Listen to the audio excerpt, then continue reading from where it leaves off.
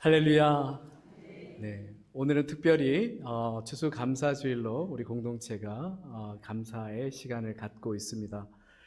이 강단에 보면 양쪽에 이렇게 감사 나무가 있는데요. 한 몇 주간 이렇게 올 한 해 동안 어떤 감사의 제목들이 있는지 그 감사의 내용들을 적어서 이렇게 열매처럼 주렁주렁 달려 있습니다. 그 내용들을 어떤 내용들이 있는가를 이렇게 제가 한번 살펴보고 이름은 밝히지 않고 몇 가지 감사의 내용을 좀 나눠볼까 합니다. 먼저는 이런 내용이 있었습니다. 하나님의 자녀로 하나님 아버지를 든든한 백으로 살아가게 하시니 감사합니다. 지금까지 지켜주신 은혜와 지금까지 함께 하신 은혜와 앞으로도 영원토록 변함없는 그 사랑에 감사합니다 라는 글이 있었고요. 그리고 또 제가 읽으면서 이 감사 내용은 우리 공동체의 한 사람으로서도 참 뿌듯한 감사의 내용이 있었는데요. 이런 내용입니다. 홍제동으로 이사를 오면서 적응하는 것에 걱정이 많았는데 홍광교회에 와서 좋은 분들을 만날 수 있게 됨에 감사를 드립니다. 그리고 홍광교회에서 좋은 말씀을 들으면서 하나님께 감사드리는 마음이 커짐에 더욱 감사드립니다 하는 내용이 있었습니다. 그리고 아마 이건 학생의 감사의 제목인 것 같은데요. 아주 솔직한 감사도 있었습니다. 2학기 과학 중간고사 볼 때 70점대인 줄 알았는데 90점대 맞게 해주셔서 감사합니다 하는 감사 내용도 있었습니다. 그리고 그러면서 교회에 좋은 친구들, 선생님을 만나게 해주셔서 감사합니다 하는 내용도 있었고요. 또 직장을 구하게 해주셔서 감사합니다 하는 내용도 있었습니다. 그리고 또 어떤 감사 내용은 정말 목회자로서 감동적인 감사 내용들이 있었는데요. 이런 겁니다. 교회 안에, 이 공동체 안에 나를 있게 하심에 감사합니다 하는 감사의 내용이었습니다. 그러면서 혼자가 아니라는 것에 늘 감사합니다 하였고, 또 날마다 호흡할 수 있는 생명을 주시고 하나님이 나의 소망이 되어 영생을 누리게 하시니 감사합니다 하는 내용의 제목도 있었습니다. 이처럼 올해에도 우리가 이 인생을 잠시 뒤돌아보면 수많은 감사의 이유들을 우리가 찾아볼 수 있게 됩니다. 우리 이 시간 다 함께 우리 박수로 이 감사와 영광을 하나님께 함께 돌려드렸으면 합니다.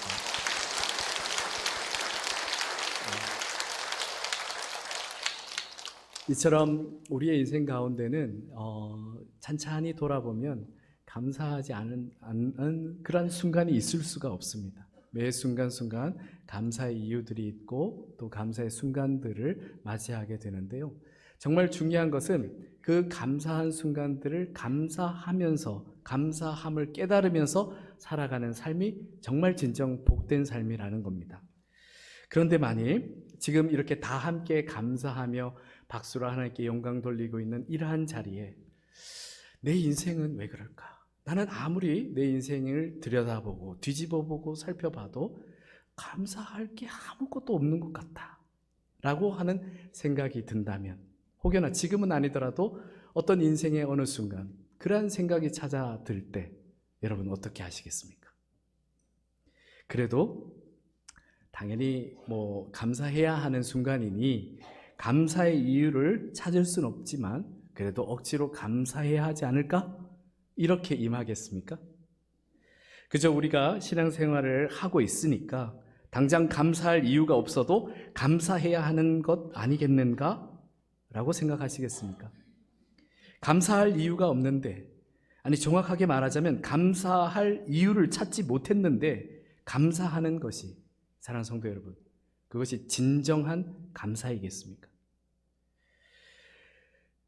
감사의 이유를 찾지 못한 감사, 그러니까 아무 이유가 없는데 내가 들여다보니 내 삶은 온통 고통과 아픔과 그리고 또한 이 고난뿐인데 막 억지로 그 순간에도 감사해야 할까요? 이걸 진정한 감사라고 할 수 있겠습니까? 이렇게 감사하는 것은 자칫 잘못하면 이러한 신앙은 종교화된 신앙이 되어갈 수 있습니다. 아주 형식적이고 이중적이고 외식하는 신앙이 되어갈 수 있습니다. 그런데 이 이야기를 들으면서 혹시 어떤 분들은 이렇게 생각하실지도 모르겠습니다. 아니, 감사할 이유를 찾지 못하는데도 감사하는 것은 아주 훌륭한 것 아닌가? 그건 참 훌륭한 일 아닌가? 라고 의문스럽게 생각할지 모르겠습니다. 자, 그렇다면 지금부터 드리는 이 말씀을 잘 들어주시길 바랍니다. 이렇게 감사할 이유를 찾지 못하는데도 감사하는 형태의 신앙은 세계 여러 종교들 가운데 아주 많이 찾아볼 수 있는 종교의 형태 중에 하나입니다. 종교 생활의 형태 중에 하나입니다. 예를 들자면 내가 아무리 들여다봐도 감사할 이유를 찾지 못하고 있는데도 그래도 무엇인가를 위해서 공을 쌓거나 덕을 쌓으며 그리고 또 그렇게 섬기는 신에게 이처럼 어떤 열심을 보여주거나 무언가를 좀 내어놓아야 그래도 나중에 감사할 일이 생기지 않을까 하는 마음으로, 그런 기대로 종교 생활을 하는 모습들은 우리가 세상 종교 여러 모습에서 찾아볼 수 있는 것입니다. 그런데 사랑하는 성도 여러분, 우리가 믿는 하나님은 우리가 무언가를 좀 내어놓아야, 우리가 좀 그럴듯한 열심을 보여야, 그리고 또 은혜 받을 만한 자격을 갖추어야 그제서야 은혜를 베푸시는 그러한 분이 아니십니다. 만약 지금까지 그렇게 세상적인 신으로 하나님을 생각했다면 하나님을 크게 심각하게 오해하고 계셨던 겁니다. 우리가 믿는 하나님은 그 어떤 요구와 어떤 대가도 없이 완전한 무에서 이 세계를 창조하셨습니다. 천지 만물을 창조하셨습니다. 그리고 이 세계를 하나님의 형상으로 만드신 인간에게 맡기셨습니다. 그리고 우리가 마땅히 구원받을 만한 행위를 하거나 영생을 누릴 만한 가치가 있는 대상이 아님에도, 오히려 구제될 가능성이 없었을 그때에 하나님은 우리에게 성자 예수 그리스도를 보내시며 우리에게 모든 것을 아낌없이 베풀어 주셨습니다.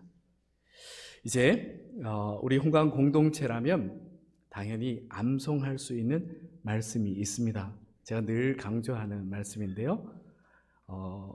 그 말씀 가운데 너무나 명확하게 나와 있습니다. 어떤 말씀이죠? 로마서 5장 8절 말씀입니다. 오늘도 역시 자막이나 PPT는 준비되어 있지 않습니다. 함께 한번 암송해 보도록 하겠습니다. 로마서 5장 8절 말씀입니다. 우리가 아직 죄인 되었을 때에 그리스도께서 우리를 위하여 죽으심으로 하나님께서 우리를 향하신 자기의 사랑을 확증하셨느니라. 아멘. 그렇습니다. 하나님의 그 은혜는 처음부터 마지막까지 진정한 은혜입니다. 우리의 그 어떤 종교 행위를 통해서 우리가 얻게 되는 것이 아니라는 뜻입니다. 항상 하나님은 우리보다 먼저 계셨고, 먼저 은혜를 베푸셨고, 먼저 찾아오셨고, 먼저 사랑을 우리에게 나누어 주셨습니다. 그래서 요한 1서 4장 16절과 19절 말씀에 이렇게 말씀하고 있습니다. 하나님이 우리를 사랑하시는 그 사랑을 우리가 알고 믿었노니 하나님은 사랑이시라. 사랑 안에 거하는 자는 하나님 안에 거하고 하나님도 그 안에 거하시느니라. 우리가 사랑함은 그가 먼저 우리를 사랑하셨음이라. 아멘. 사랑하는 성도 여러분, 우리가 하나님보다 결코 먼저 할 수 있는 것은 아무것도 없습니다. 이 말은 곧 다시 말해서 하나님께서 언제나 우리에게 은혜를 베풀고 계시다는 뜻이고, 그 말은 또한 우리에게는 항상 감사할 이유가 항상 먼저 존재하고 있다는 뜻입니다. 그럼에도 불구하고 우리가 감사할 이유를 찾지 못하고 있다면 어떻게 해야겠습니까? 혹시라도 만일 나는 아무리 찾으려 해도 하나님께 감사할 이유가 없습니다 하는 분이 계시다면 억지로 형식적으로 감사하지 않아도 됩니다. 저는 이 제 목회의 사명 중에서 아주 중요한 사명 중에 한 가지로 늘 힘쓰고 노력하고 있는 것이, 제가 함께하고 있는 이 공동체의 신앙이 형식적으로 변하는 것을 막으려고 애쓰고 노력하고 있습니다. 우리 공동체가 세상에서나 나눌 법한 그러한 이해관계나 논리로 신앙이 종교화되어 가는 것을 막는 것이 저희 중요한 사명이기도 합니다. 사랑하는 성도 여러분, 감사할 것이 없는데 억지로 감사할 필요가 없습니다. 그것은 대단한 믿음도 훌륭한 신앙도 아닙니다. 물론 감사할 일들이 분명히 있는데도 감사하지 않는 신앙도 있습니다. 이러한 신앙보다는 분명히 낫겠지요. 그렇다고 이것이 진정한 신앙이나 감사가 되는 것은 아닙니다. 감사할 이유를 찾지 못했다면 억지로 감사하지 않아도 됩니다. 그런데 이렇게 나는 당당하게 나는 감사할 이유를 못 찾았기 때문에 감사하지 않겠다라는 분은 꼭 기억하십시오. 반드시 이 전제가, 제가 지금 말씀드리는 이 전제가 분명해야 합니다. 어떤 전제냐 하면, 나는 내게 일어나는 모든 일의 인과관계를 다 알고 있다 라고 확신하실 수 있는 분만 그렇게 나는 감사할 이유를 못 찾았으니 감사하지 않겠다 당당하게 이야기하셔도 좋겠습니다. 반드시 그 전제가 되어야 됩니다.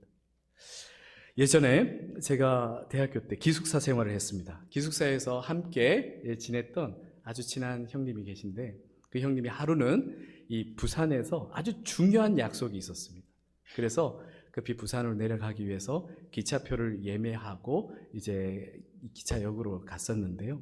가는 도중에 이 도로에 앞선 차량들이 이렇게 접촉 사고가 있어서 차가 꽉 막히는 바람에 더 갈 수 없어서 늦게 되었습니다. 당연히 이 예약했던 기차는 놓치게 되었고 또 약속에는 한참 뒤늦게 가게 되었습니다.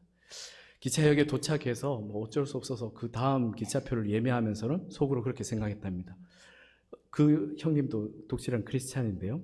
분명히 오늘 아침에 나올 때 큐티도 하고 그리고 또 기도도 하고 그렇게 이제 하루를 시작했는데 오늘 계속해서 일이 꼬이니 이게 뭔가 불평했답니다. 그렇게 기차를 타고 내려가는데 부산에 도착하지도 않았는데 그 전전역에서 기차가 급히 정차하면서 다 내리라는 겁니다. 앞에 사고가 있어서 이제 더 기차 갈 수 없어서 내리라고 해서 그때 또 내리면서 이제는 약속에 완전히 늦어서 약속이 다 틀어졌는데 이 일은 뭔가 라면서 불평하면서 이렇게 내렸는데 대합실에 나오면서 뉴스 속보를 이렇게 보게 되었습니다. 거기 보시면 그때 보았던 것이, 혹시 우리나라 철도 역사상 최악의 참사로 기록된 사고, 열차 사고를 기억하고 계십니까? 1993년 부산 북구 구포역 하행선 무궁화호 열차가 탈선 전복되는 아주 큰 사고가 있었습니다. 그 사고로 많은 이들이 목숨을 잃거나 크게 다쳤습니다. 그런데 바로 그 열차가 그 형님이 처음 타려고 했던 그 열차였습니다. 그 열차를 놓쳐서 이 도로에 접촉사고에 있어서 빨리 못 가는 바람에 놓쳐서 불평하고 막 투덜거렸던 바로 그 열차였습니다. 그 이야기를 이제 제게 전해주면서 처음엔 그 열차를 놓쳐서 많이 짜증났었다고 합니다. 그리고 또 목적지까지 열차가 다 데려다 주지도 않고 내려라 그래서 또 더 짜증났다고 합니다. 그런데 만일 제 시간에 그 열차를 탔었다면 지금 자신은 여기에서 제게 그 이야기를 해줄 수 없었다고 그런 이야기를 해주었습니다. 지금은 아주 잘 살아 있어서 지금 대학 교수로 강단에서 열심히 그 후학들을 양성하고 있습니다. 사랑하는 성도 여러분, 이렇게 어떤 경우에는 아주 짜증나고 곤란하며 불평스러운 일이 여러분의 생명을 살릴 수도 있습니다. 그래서 다시 한번 인생을 제대로 한번 들여다볼 수 있어야 합니다. 정말 하나님께 감사할 이유가 없는 것인지, 아니면 혹은 내가 놓친 것은 아닌지, 혹은 내가 내 인생을 너무 부정적으로 생각하고 있어서 분명히 감사를 충만하게 우리에게 부어주셨는데도 그 감사를 제대로 누리고 발견하지 못하고 살아가고 있는 것은 아닌지 한번 들여다볼 필요가 있습니다. 어떤 이야기가 있는데요. 어떤 왕이 꿈을 꾸었습니다. 그런데 참 기이한 꿈을 꾸었습니다. 자신의 이빨이 하나씩 빠지는 꿈이었습니다. 너무 기이해서 아주 유명한 해몽가를 찾아서 불러서 해석해 보도록 하였습니다. 그 해몽가가 해석하기를 이런 해석을 합니다. 왕이여, 잘 들으십시오. 이제부터 왕의 가족과 친척들이 하나씩 죽고 나중에 왕 한 사람 혼자만 남게 됩니다. 라고 이렇게 해석한 겁니다. 왕이 그 이야기를 듣고는 기분이 굉장히 많이 상해서 그 해몽가를 죽여버렸습니다. 그래서 다른 해몽가를 불러서 왕이 꾼 꿈을 똑같이 이야기해 주었습니다. 이 해몽가는 앞에 사람이 어떻게 됐는지 모르는 상태에서 그 이야기를 듣고 이제 다시 이렇게 해석을 해줍니다. 그 해몽가는 이렇게 이야기합니다. 왕이여, 당신은 집안의 모든 사람보다 오래 살아서 장수할 것입니다 라고 해몽해 주었습니다. 그러자 왕은 무척 기뻐하면서 그 해몽가에게 큰 상을 내려주었습니다. 사랑하는 성도 여러분, 이 이야기에서 두 해몽가 이야기를 비교해 보면 어떤 차이가 있습니까? 앞에 죽임을 당했던 해몽가의 해석과 뒤에 큰 상을 받았던 해몽가의 해석은 그 일어난 사실 자체는 똑같은 내용입니다. 한번 되짚어 생각해 봅시다. 가족과 친척들이 한 사람씩 다 죽고 왕 혼자만 남게 된다는 것과 가족과 친척들 모두보다 왕이 오래 장수하여서 남게 된다는 것, 뭐가 다릅니까? 이 사실의 내용은 똑같지만 그러나 이 차이가 분명히 있습니다. 어째서 한 사람은 죽임을 당하고 어째서 다른 한 사람은 상을 받았겠습니까? 그것은 죽임을 당한 해몽가는 같은 사실이지만 그 사실의 부정적인 면을 바라보면서 이야기를 했었고, 상을 받은 해몽가는 그 사실에서 긍정적인 면을 바라보고 이야기했다는 겁니다. 이처럼 우리가 우리의 인생을 부정적으로 생각하느냐 아니면 긍정적으로 바라보고 생각하느냐에 따라서 똑같은 이야기와 똑같은 사건조차도 그 해석과 결과가 달라질 수 있다는 겁니다. 사랑하는 성도 여러분, 지금 우리에게 일어나는 모든 일들의 인과관계와 그 결과들을 우리가 다 알 수 없습니다. 이것은 결국 감사해야 할 일인지 이것이 전혀 감사하지 않을 일인지 우리가 알 수 없다는 겁니다. 하지만 그리스도인이라면 한 가지, 어떤 경우에라도 확신할 수 있는 한 가지 사실이 있습니다. 그것은 바로 하나님이 우리를 사랑하신다는 그 사실입니다.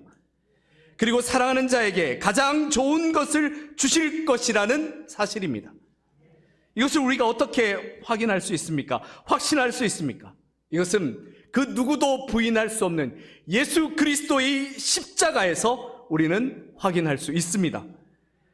그래서 지금 당장 감사할 이유들을 전혀 찾을 수 없는 것 같아도 하나님은 지금도 우리를 위하여 일하시며 놀라운 구원 계획을 실행하고 계신 중입니다. 단지 우리가 어리석고 영적으로 잠들고 미처 깨닫지 못하여서 감사의 이유들을 발견하지 못하고 살아가는 것뿐입니다.